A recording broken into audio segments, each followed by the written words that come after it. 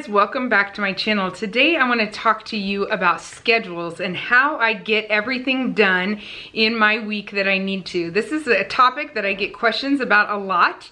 I'm a mother of 9. I'm homeschooling. 6 of my kids are school age, plus I have 3 babies, which is a full-time job in itself. Can all the people say amen? And then also I have a YouTube channel. My husband and I pastor a church, although he does the bulk of it. I am involved. And yeah, how do I get it all into my week? What I need to do for my children and to run my household. And so I thought it would be helpful to maybe get into some of the practicals of how I plan my days and my weeks to fit it all in. I am no different than any of you in that I also have 24 hours to my day. And so I think the most important thing that you can do when you're deciding how to fit it all in or how to fit it in better, maybe there are things that are not working for you in your life and you need to change, is to think about your priorities. We all have the same amount of time every day, and we have to figure out what's most important to us to fit it all in. Because in reality, we probably can't do everything that we would like to do. And there are some things that we have to do that we don't even want to do. So it's really important to know what your priorities are, to be clear in your own head. If you have a schedule or you're trying to get through your day and it's just not working for you, then be willing to change it up, be flexible, and realize that the amount of time you have is not going to change. So you're gonna have to change how you use it. Something that I started a couple years ago that has been extremely effective for me is to block schedule my time. Just the same way that you, in high school, you go from one class for an hour, and then like science class, you're there for the whole hour, and the bell rings and you have to go to math class, you have to stop science and you move on. That's pretty much how I set up my own schedule in my life, because I need some focused time on a certain area. If I try to get everything done or just have this massive to-do list, I basically get nothing done in my day. So I like to block schedule my days out very well, so that it's mostly the same every day. That way I don't forget what I'm doing next. And also I have very focused time. For me, particularly in homeschooling, if I don't have very focused time, like I let my business come into my homeschool time, it can be very frustrating for me. I'll get to the end of my day and feel like I did not do well with homeschool at all because I was distracted by my phone or computer, my vlog, my hobby, whatever you want to call it. And if the same goes with if I'm trying to like maybe edit a video and then I keep getting interrupted and constantly bombarded by kids needing help with their homework. So for me to have some quality time with my kids to work on their schoolwork, and then when that time is over, I move on to my vlog or whatever it is I'm doing next, and then that is quality time as much as I can make it where I'm focused on that. I tend to be way more productive in the time that I have for those areas, which means that I don't have to schedule quite as much time, because when it's focused time, it's much more productive time. I'm going to get into the very practical of my own schedule in hopes that it might be helpful for you. I know when I was trying to figure it out as a young mother, I looked at many other mothers who were willing to share online or share in person with me how they ran their day. And I took a combination of what I learned to make what works for me. And I would hope you do the same for you. I'm sure it would not work for you exactly the same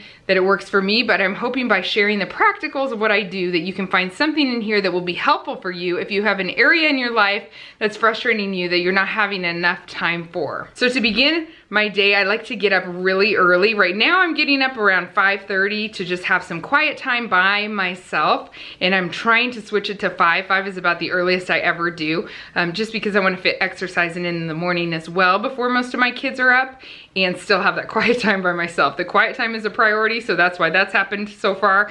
In the exercise, I've not quite gotten back to. I still have a baby that's not sleeping through the night. Now, when all my kids are sleeping through the night well, it is very easy for me to get up early.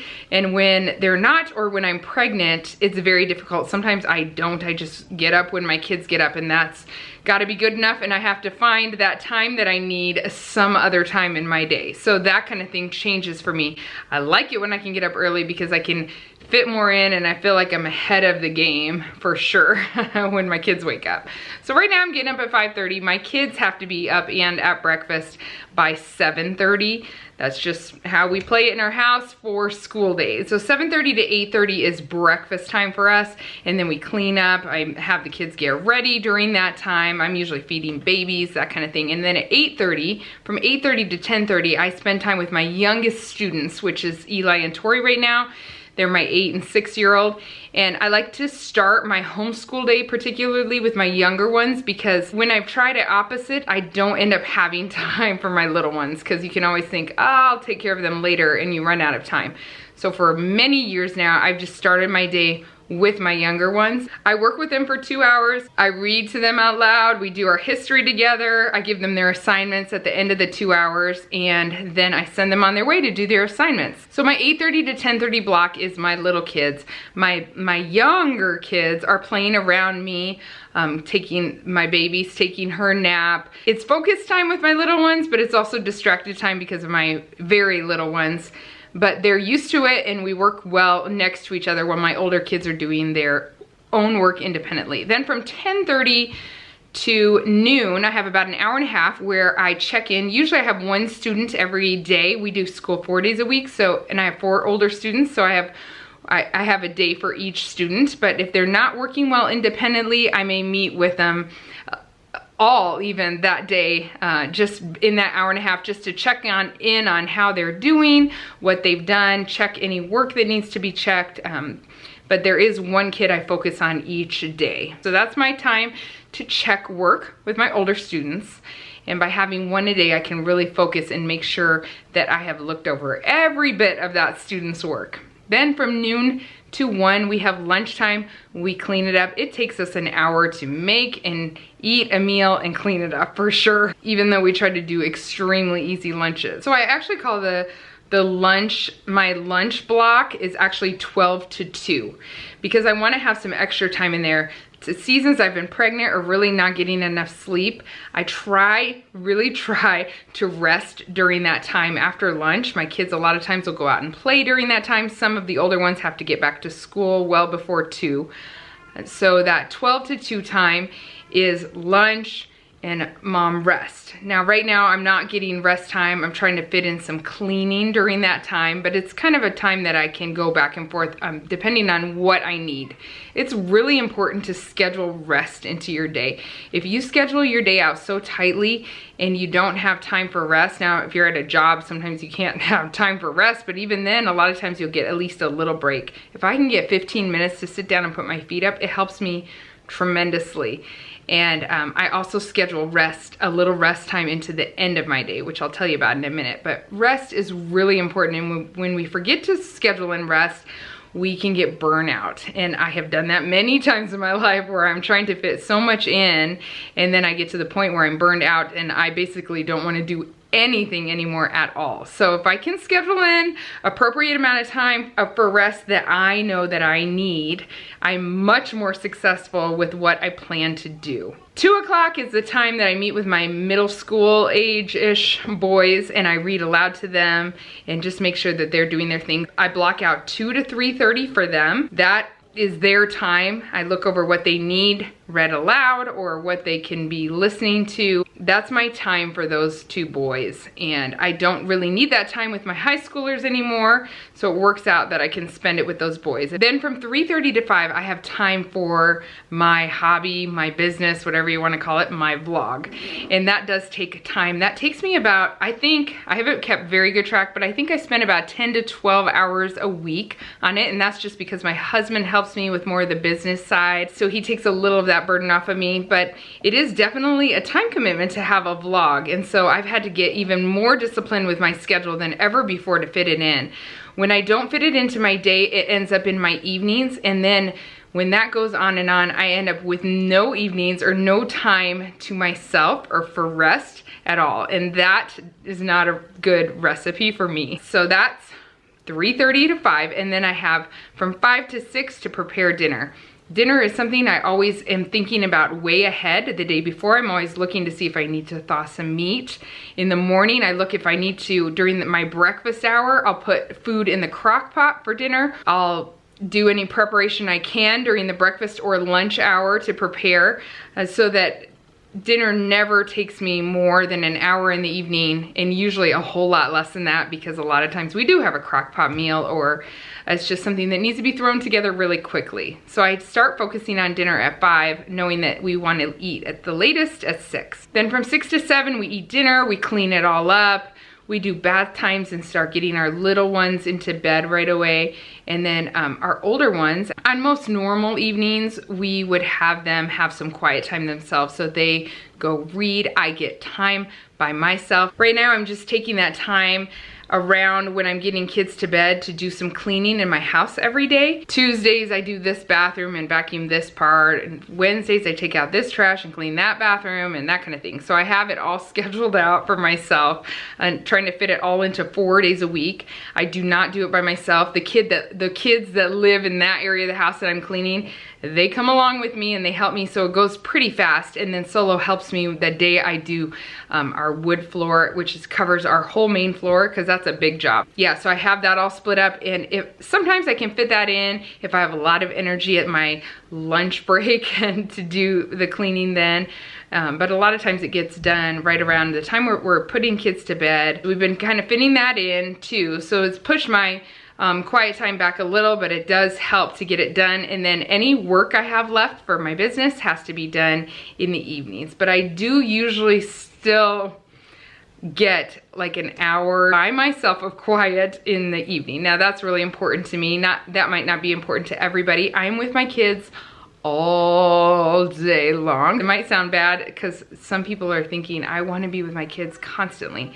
For me, I am halfway between introvert and extrovert, exactly halfway. I test right in the middle whenever I take that test, and I do need some time by myself. It helps me recharge a lot. Because I do some work in the daytime, I usually don't have too much in the evening. I can wrap it up quickly, and my cleaning, I've spread it out enough to help me be able to manage it, and so that I can get to bed or wherever to read or watch TV by myself pretty fast. That's how I go about my regular days. On Saturday, I spend a lot more time on my business, but our days are not scheduled out like that. So I schedule my day very tightly this way, 4 days a week. Saturday or our day off Monday or Sunday, I also find time to meet with Solo and we talk about vision and planning for church too. So I fit those things in on my extra days. Now, like this Christmas break, I was not on my schedule because we were not doing homeschool. And I started to get very overwhelmed with the amount of things that I have on my plate. But once I got back to my actual school days and I stayed on schedule, my stress factor went way down. And it's just amazing that when I have everything planned out the way I need to, and I stick to it, it does allow me to get on top of things in my life. So even if I didn't do quite enough with my little ones in that 2 hours in the morning, the next day I'm gonna have another 2 hours, and eventually I get caught up. It's amazing what I can get done when my time is very focused on what I intend to do in that time. There are other things that happen in my house that I haven't talked about. For instance, there are 2 days a week that I fold all the laundry for myself, my husband, and my little ones that are not able to fold. There's a day a week that I make bread, or the whole week. There's a day a week that I do all my pressure cooker things that I want in the fridge for the week. Like I cook brown rice, I do hard-boiled eggs, I do a whole lot of baked potatoes, and then I keep them in the fridge. There are certain days that I do these things, and I fit most of those things during my breakfast hour or my lunch 2 hours when I do it, except laundry I tend to do when I'm by myself in the evenings, because to me that's still a break. I don't mind folding laundry while I watch TV or something. It's like a treat because it only happens 2 days a week, so it's not a big deal for me. The last thing I'll show you, hopefully I'm not too long-winded with this and boring you too much, is I usually keep this notebook with me, and when it's done I switch to a new one. By the way, I have my block schedule written here just in case I ever forget. And I've had this on here for 6 months, and once in a while, especially after a break, I'll have to look at it like, what am I supposed to be doing right now to keep me on schedule? But I write down my week, except for Sunday, because Sundays is totally different for us. We always spend the morning at church, and we always are exhausted in the afternoons, and we always have something we have to do Sunday night. So I don't really plan a lot for Sundays, but I have Monday, Tuesday, Wednesday, Thursday, Friday, Saturday here. This is my to-do list. I like to put it all on one page because I don't want too many lines. These are just the extra things, like I mentioned, that I do those days that I want to remind myself, and I want to check it off when it's done. If I have too many things on one day, I'm going to come to the end of the day feeling very defeated, because there's no way I can do that. And I try to keep this list extremely realistic. But I'll write down, like on Tuesday, Bible school. That Tuesday I wanted to catch up with some emails. I have eggs/potatoes/rice. That's the day I make all those things at once. I write down what dinner we're having that week. So at the beginning of the week when I plan it out, I write dinner down, because that is something I have to do that day. And I want to keep it fresh in my mind of what I'm making that night. If you don't think about what you're making the day before and that morning of, you're going to come to the end of the day and have no plan, and even if you had something written down, you wouldn't be prepared to make it. And so the earlier you can think about it, the better. If I have an appointment, like I had an orthodontist appointment, I write that down that day. We had a prayer meeting that night, and I had a worship practice afterward. I had a video I needed to edit and post. I make yogurt on Tuesdays, and I needed to check my comments. I write down like my cleaning. There's a day I wash sheets, whose sheets I'm doing that week. And it also helps me visually see if I'm trying to put too much on one day. And by the way, I edit this a lot, like, oh, I'm not getting those sheets done on Wednesday very much. I need to switch that to Fridays or whatever. So I'll edit that as I go. But this really helps me. It helps me to, mostly, like I said, visually, to make sure I'm not trying to put too much in one day, and then I'm being very realistic with myself. It helps me keep me accountable to get all those things done that I want to, and that I need to, honestly. And then I do have Saturdays on there where that fills up quick. I usually have a number of items that go on to the next week because they didn't get done, but at least I'm not forgetting about them. And I think just writing things down sometimes can really lessen your stress, because you know, okay, I'm not gonna forget about it. And it keeps that little, you know, that thing where you wake up in the middle of the night thinking, oh, I never returned so-and-so's email. It keeps you from having those moments, because you can write it down and your stress level comes down just because you know, okay, it's on my list. I know I'll get to it eventually, even if it's not today. One last tip I have. When I have something on my list that is going from day to day and I'm not getting it done, it's usually something I don't want to do. And so the best thing I can do for myself to kind of give me some relief from my stress, usually, I'm talking about stress a lot. Your life can be stressful when you feel like you have a lot on your plate. But that is to get that one thing done that I've been putting off. I know for myself, if I'm feeling frustrated, like I'm not getting to the end of my day, usually there's one or two things that I really have been putting off, or I feel guilty about that I haven't done. And if I just take some time and do those things, I usually feel so accomplished, and I can just move on.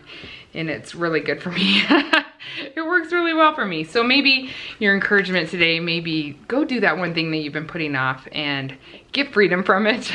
Guys, I hope this was helpful to you in some way. I know it's very personal of what I do in my day, and maybe doesn't match yours at all, but I hope that you were able to glean something from it that might help you to get more done in your day, or maybe you need to get less done in your day and find some more time for what's really important for you, which may be rest, or maybe just some fun time with your kids.